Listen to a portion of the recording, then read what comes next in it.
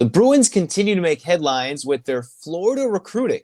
Let's take a deeper dive into who these guys are and who might compete for some opportunities early with the class of 2026.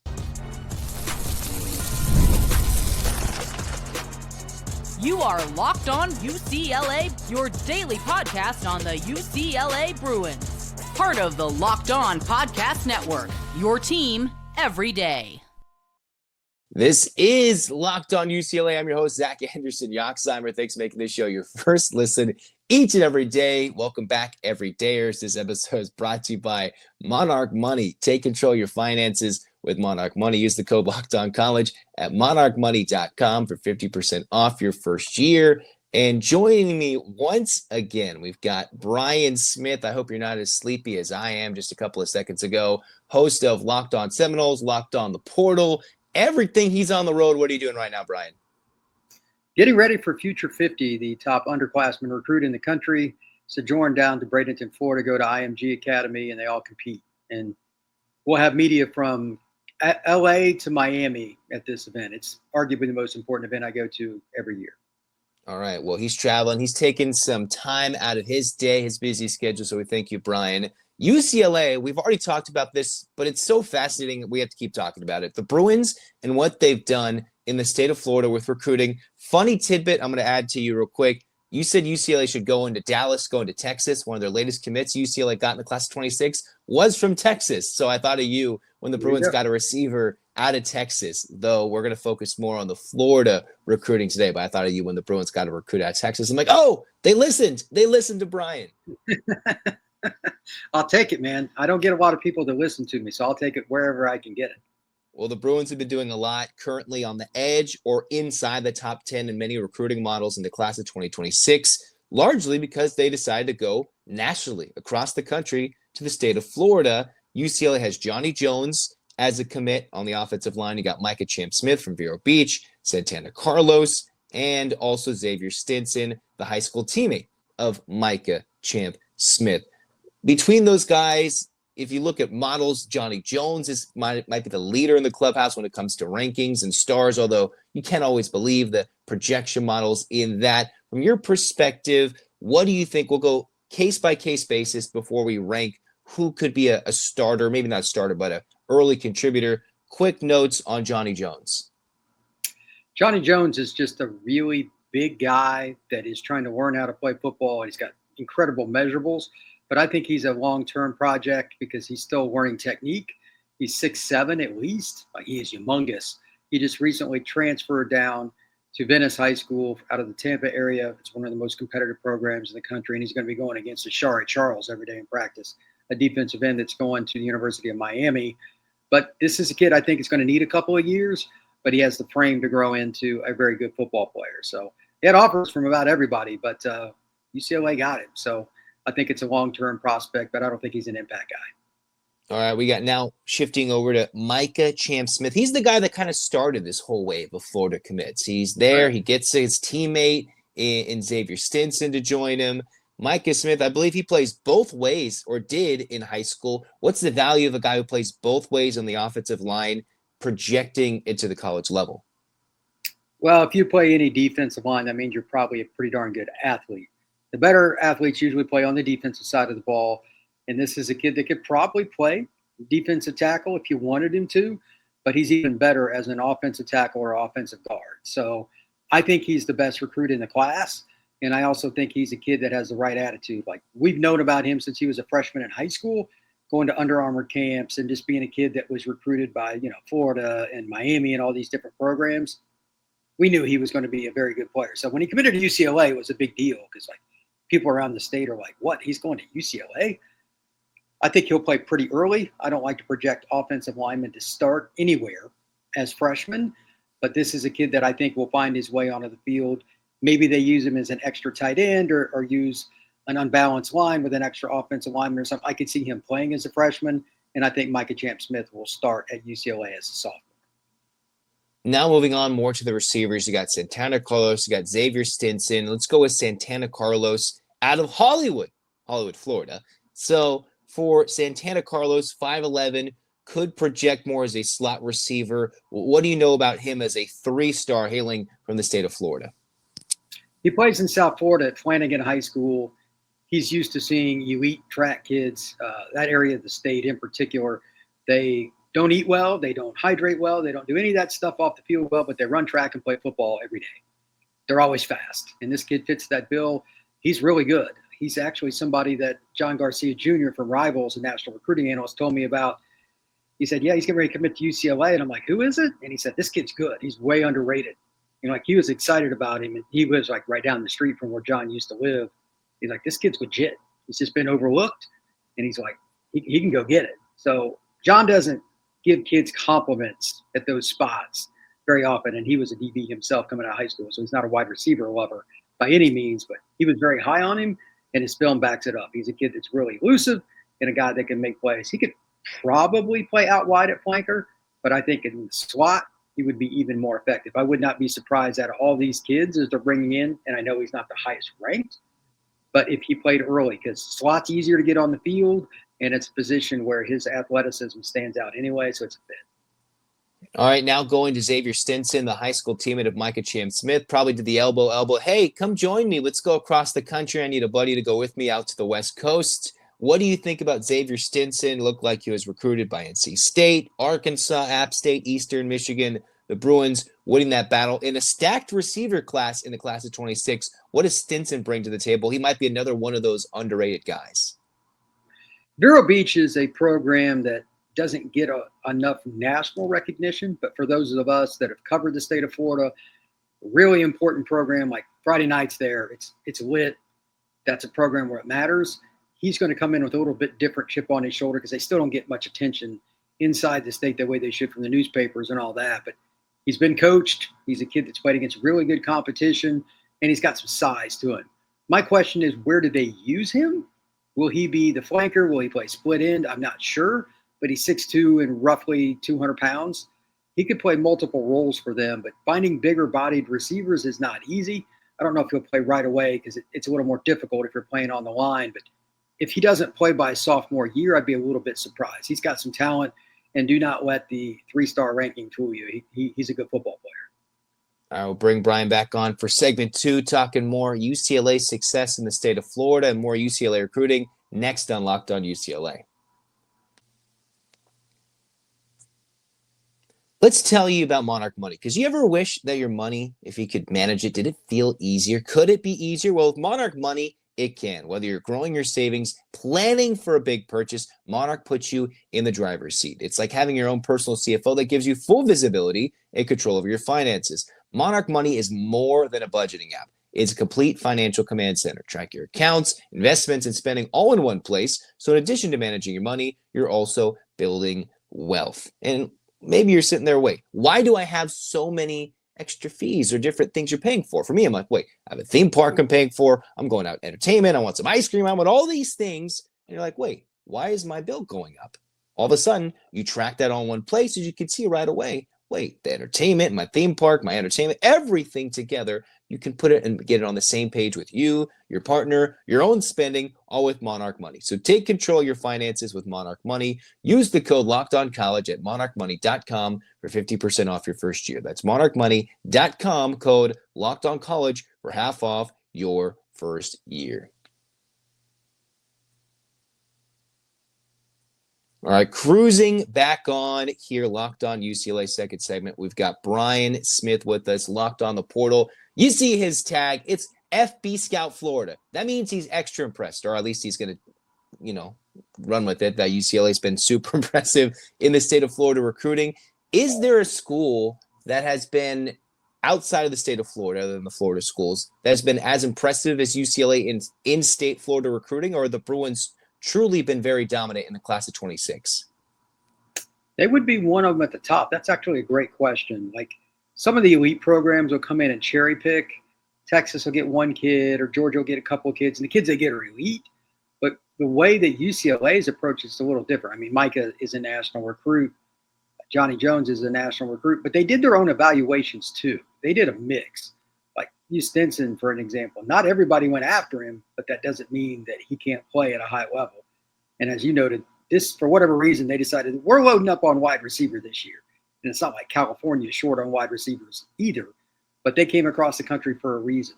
I like teams that do their own evaluations. You know, it's easy to grade Micah Smith. You watch about 5 clips. It's pretty blatant that he can play. But some of these other kids, they're doing it their way. So they not only are one of the better programs recruiting the state of Florida, they might have done a better eval than some of the SEC schools, which is weird. That should never be the case because they have so much more of an advantage due to proximity. But UCLA, I like all 4 of the kids they got. So hats off to the Bruins. All right, I know you kind of touched on this in the first segment, but we're going to go over it once again. You have Johnny Jones, you have Micah Smith. Who's more likely to play earlier in their UCLA career and make an immediate impact early? And then what's their full potential? Champ Smith is the better prospect, and I think one that's more ready to play because he's got a little better technique. They've both been at really good programs. Johnny is just so long and he's so gangly. He just needs to grow into his body. Takes him a little longer, I'd imagine. Champ, I think, could play guard as a freshman, at least contribute. And maybe, again, like I mentioned earlier, maybe you play him as an extra tight end. Maybe you go unbalanced or something. I doubt they need him to start, although it's possible. It's not like UCLA is pumping out first and second round draft picks at offensive tackle right now. But maybe that's a situation where he earns it. Depends on if he enrolls early. Same thing with Johnny. That'll be important for both of them, not only to get acclimated to Los Angeles compared to where they live now, but it's college football at the highest level. UCLA's in the Big Ten. That's not easy. They need to get in the weight room and all that, especially Johnny. If he has any chance to play as a freshman, he's got to change his frame, make sure that he's ready. He's super long. Like his wingspan is ridiculous. But those kids usually take a little longer in terms of the strength department. Whereas Champ, when he was a sophomore in high school, you're like, that kid's still got 2 more years of high school left. Like he was just naturally a behemoth to begin with. He was over 300 pounds before he could drive. So that's a different deal. I think he has a chance to play early, depending on how much he picks up scheme, but he's already got country boy strength, and he's one of those kids that just enjoys the grind of beating up on people. So I would say he's the definitive answer to be the more likely to play early. And one more question about Micah Smith. We talked, he played both ways in high school. Do you think there's a chance he plays more than 10 snaps defensively at UCLA? Could he find a way in a defensive role at UCLA? Obviously, we don't know what that could look like. Coordinators change. But is he that dominant, that athletic, that if you remember, maybe not in the same realm, but Miles Jack of UCLA was a running back and a linebacker. Very different to do so on the lines, but could he play more than 10 snaps? We sometimes see it in rare roles where guys could come in for 1 to 2 snaps. But I think if you play more than 10 snaps at the collegiate level, you're a miniature version of a two-way player, at least on the line. That would be unique. UCLA needs more elite players on the defensive side. So I'm sure the conversation will come up, but I'm sure the O-line coach is like, no, you're not using my player because if he gets hurt on defense, we're going to have a fist fight. So I'm going no. Okay, that's a fair argument.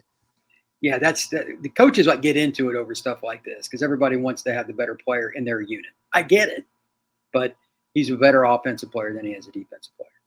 Now we get to Santana Carlos Xavier Stinson. I know it's a little different slot maybe to someone depending like Stinson, who we're not sure what his role would project to be, but in what's supposed to be a very stacked class for UCLA, outside of the offensive linemen, UCLA's 2 other top-ranked recruits are receivers. They're from California and the state of Utah, Jaron Pula, Jonas Smith, Stinson, Carlos. How could those guys battle for an early spot contributing in a stacked class of 26 UCLA receiver room?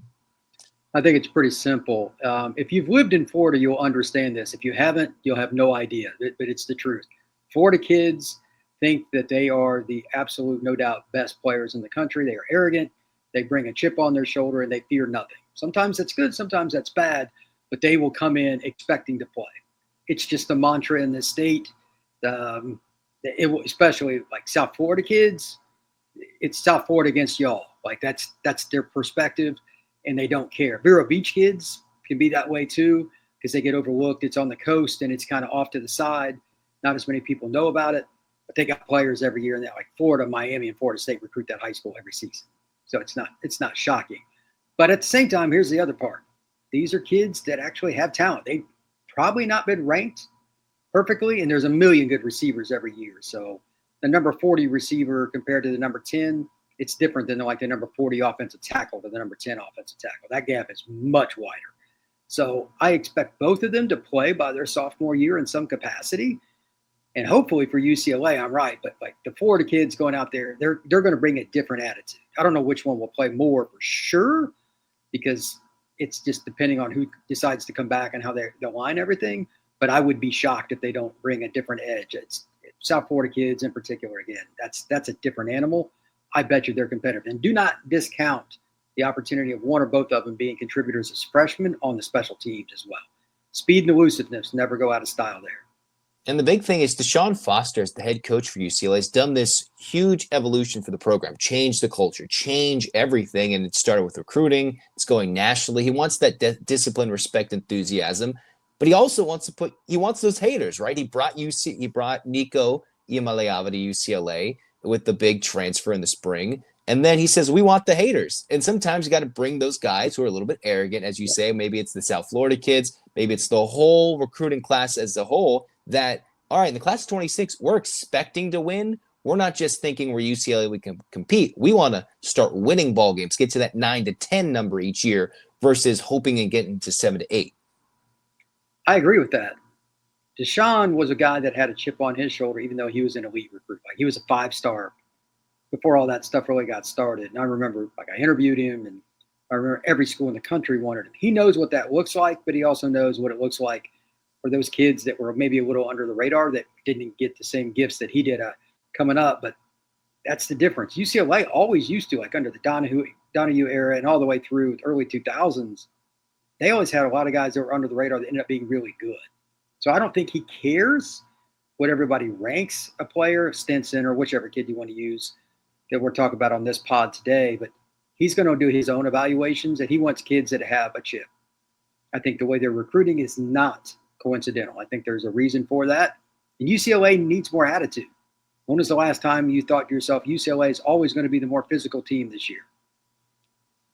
That's probably not with attitude. They've been physical with Chip Kelly like in years prior, but with attitude, it's been a little different. Maybe early Jim Moore, which is now pushing more than a decade since. And in a decade of college football, that's an eternity. Yeah, like Chip obviously wants to run the football, and he did a great job with it. Ask USC. I remember that USC game, like they just beat the bejesus out of them. It's just they wanted it more that day. USC had more talent. I don't think anybody's going to doubt that, but it didn't look like it because they did not want to take all those hits, and they got face planted.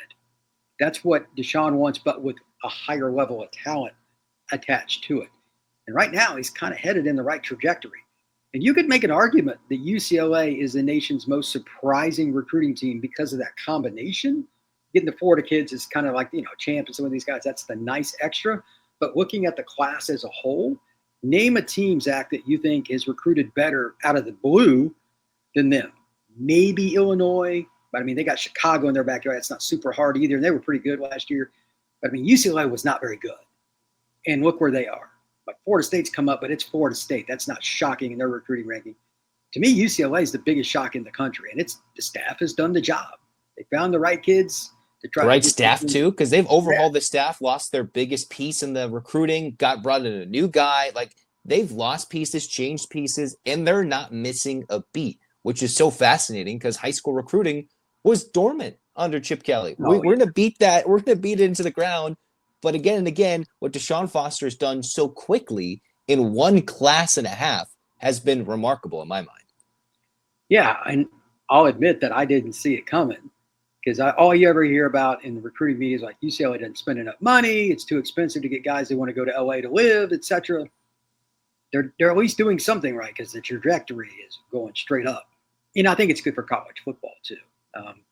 UCLA being an LA school, it makes it more fun, especially when they play, obviously, the crosstown rival, the Trojans later in the year. You want those games to be important. This is how you do it. It's recruiting. Obviously, USC is recruiting at a ridiculous clip. So maybe we're going to have some more great games in the future between the Bruins and the Trojans. I'm here for it. I'm sure you are too. So this is awesome. And Brian Smith's been here for us all pod long. Thanks for you. Have safe travels. And we'll take a look at your work when you look at those 27s. What's the event you're at again? It is Future 50. Under Armour puts it on. Kids from coast to coast. I mean, literally, they fly them into Bradenton, Florida, and they do competitions, and we interview them. It's the most important event, in my opinion, of the year because you get an idea who's coming up the ranks and why.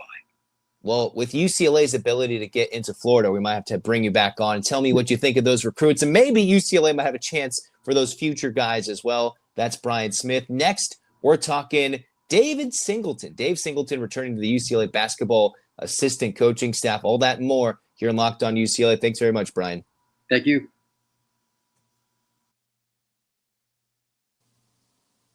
Guys, you've probably heard of Viagra or Cialis. Maybe you even tried them. But if you're looking for something beyond the usual pill, it's time to meet Rougiette Ready. Rougiette Ready is a next-gen prescription treatment designed to amplify arousal in the brain and boost blood flow. Unlike the usual pills that can take hours, Rougiette's 3-in-1 formula dissolves under your tongue and kicks in fast, on average in 15 minutes. The effects can last up to 36 hours, so you can stay confident and in control when the moment is right. And maybe if those traditional options haven't worked, Rougiette might be the answer. Over 150,000 men have already made the switch. Head to rougiette.com/lockedoncollege. Use the code LOCKEDONCollege to get 50% off today. That's RUGIET.com. Rougiette.com/lockedoncollege. Use the promo code LOCKEDONCollege for 15% off. Individual results may vary with prescription treatment. Compounded drugs are not permitted to be prescribed under federal law, but are not FDA approved and do not undergo FDA safety, effectiveness, and manufacturing review. Please visit the Rougiette website for full safety information.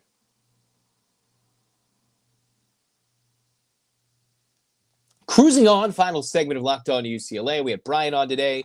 We're talking UCLA's latest assistant coach hire. Former Bruin, a beloved Bruin, David Singleton was with UCLA for 5 years and found his way, even predating Mick Cronin, to falling in love, and Mick Cronin falling in love with him as a player and now bringing him back as an assistant coach. I haven't necessarily seen if that means that anybody else is leaving, or in the day and age where you can have 5 billion assistant coaches, he is on staff. And I wonder what this is meant to signify, right?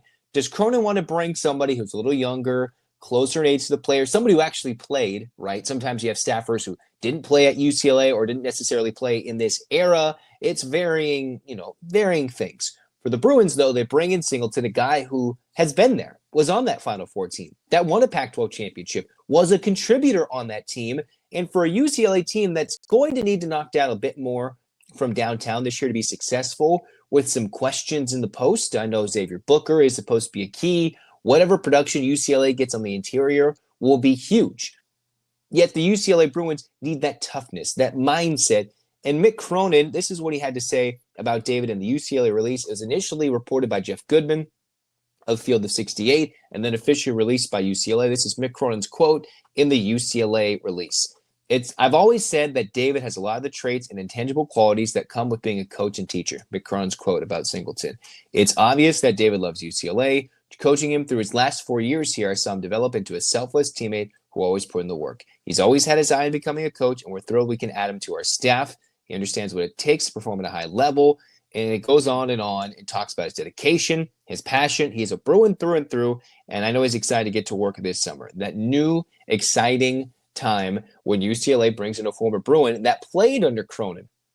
That's a thing that I think is huge. Sometimes you get these GAs, get those assistants. No, this is an assistant coach who's been out of the game for a couple of years in terms of playing college ball with the G League route, but now is working his way back into coaching and understanding what it takes to be coached by Cronin, being a younger guy that's gone through the pro route, played 4 to 5 years of college, has seen the transition from the pre-pandemic, pre-COVID age into the transfer portal era, into this NIL era, probably knows and has had conversations with teammates, can bring a new insight to the team. Not that this is necessarily what he's meant to bring on, but if you think about a player that's been on both ends of 2020, seeing what the tourney was, seeing what life was like pre-Mick Cronin, and whether it's all those haters, whether it's myself, whether it's anybody who liked Mick Cronin, who disliked Mick Cronin, who are like, yeah, this, he's seen both ends of the spectrum. He saw the Bruins in there bad. He saw them rise, get to the Final Four, saw what it was like to do all these things, saw teammates maybe come and go. And he's like, this is what it takes to stay here for 4 to 5 years. And for a UCLA team that's bringing guys back, bringing in transfers, hoping that Donovan Dent can be the most impactful UCLA transfer since Johnny Juzang that helped lead them to a Final Four. He's seen it all, the good and the bad. Now, he hasn't been a part of some, mediocre teams. Singleton was always a second weekend guy for the most part. When the UCLA made it to the tournament, they were, we can compete for a national championship good. And he was a guy that was a knockdown three-point shooter. So whether he specializes in shooting and helps the team, hey, this is what it takes to be an elite shooter. Because David Singleton, that last year was almost automatic. Whether he was off the bench, whether he was a starter, whatever role he was, he would play a good portion of the game and was absolutely a lethal weapon from downtown for the Bruins and worked hard, selfless, and did all those things. The traits he can bring, again, a Mick Cronin player can become a Mick Cronin disciple, if you will, in the coaching tree. Somebody who's played recently, has seen all the changes in college basketball, and can most importantly relate to these guys. All right, playing 5 years of college basketball, he's seen a lot. And maybe we get to that time where players will play 5 years. They're not eligible to do so now, other than the guys who used that COVID eligibility. But not too many players will have the opportunity to play 5 years of college basketball like Singleton did until the rules officially change. When you need an older player who's changed schools and looking how to relate to Mick Cronin, I think Singleton coming to UCLA would be a good fit. What's the role? How that works, how we can teach these players. It's year one. There's so much to expect in year one as a coach. In year two, how to handle giving away to the head coach and what is the roles and responsibility given to him. But I like the hire, and it will be a fascinating, staff to see how it develops this team that's supposed to compete going into Cronin's second year in the Big Ten with UCLA, a team that has some sky-high expectations, but still some question marks in the paint, especially at the center position. It'll be fun. John Rothstein has them top 10. You've got Jeff Borzello, top 15, top 20 for UCLA. You see Joe Lunardi, bracketology for ESPN, talking about how UCLA is still a top 4 seed. So the expectations are for the Bruins to be a top 15, top 20 team, as high as top 5, but still they're in the preseason top 25. This is supposed to be a good team. You spend all the money. You work with all the NIL negotiations to bring in a player like Dent and fortify the rest of these players to come back to UCLA. The intent is to be good. And now they've added to the staff. Whether this helps in recruiting, whether this helps in the SoCal recruiting, I'm not sure. But maybe Singleton can be a guy that can do many things coaching-wise. We'll find out, but it's a good hire. One of the latest guys to come back and coach at UCLA. So we'll see how this plays out. Until next time, hands up, Bruins fans. 8 clap time, baby. And 1, 2, 3, 4, 5, 6, 7, 8. UCLA. UCLA, fight, fight, fight. This has been Locked On UCLA. Zach signing off. Go Bruins.